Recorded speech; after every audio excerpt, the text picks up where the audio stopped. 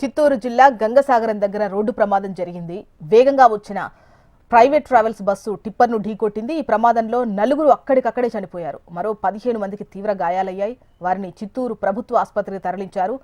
వీరిలో కొంతమంది పరిస్థితి విషమంగా ఉన్నట్లు తెలుస్తోంది. వారిని సిఎంసి హాస్పిటల్కు తరలించి చికిత్స అందిస్తున్నారు. తిరుపతి నుంచి తిరుచుకు వెళుతున్న ఓ ప్రైవేట్ ట్రావెల్స్ బస్సు టిప్పర్ను ఢీకొట్టి 20 అడుగుల దూరం వరకు ఈడ్చుకెళ్లి బోల్తా పడింది. విషయం తెలుసుకున్న జిల్లా కలెక్టర్ సుమిత్ కుమార్ ఘటనాస్థలికి చేరుకొని పరిస్థితి సమీక్షించారు. ప్రమాద వివరాలు అడిగి తెలుసుకొని మెరుగైన చికిత్స అందించాలని ఆదేశించారు. ఘటనపై కేసు నమోదు చేసిన పోలీసులు దర్యాప్తు చేస్తున్నారు. ఇక టిప్పర్ డ్రైవర్ అజాగ్రత్త వల్లే ప్రమాదం జరిగినట్లు తెలుస్తోంది.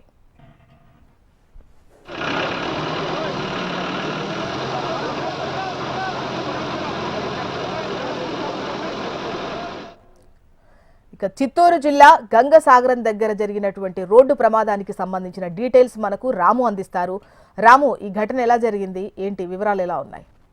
Thank you Josna. చిత్తూరు నుంచి కూడా తమిళనాడు వెళ్తున్నటువంటి బస్సు ప్రైవేట్ ట్రావెల్స్ ఏదైతే ఉందో చిత్తూరుకి వెళ్ళగానే అక్కడ ఉన్నటువంటి ఫ్లైఓవర్ దగ్గర పనులు జరుగుతున్నాయి, రోడ్డు పనులు. ఆ యొక్క నేపథ్యంలో అటువైపుగా ఎదురుగా వస్తున్నటువంటి టిప్పర్ ఢీకొనటంతో కూడా ఈ యొక్క ప్రమాదం జరిగింది. ప్రమాదంలో నలుగురు ఇప్పటికే కూడా గాయపడ్డారు. పోలీసులు పూర్తిగా కూడా ఎలా జరిగింది, ప్రమాదానికి సంబంధించినటువంటి పూర్తి దర్యాప్తు అయితే చేస్తున్నారు.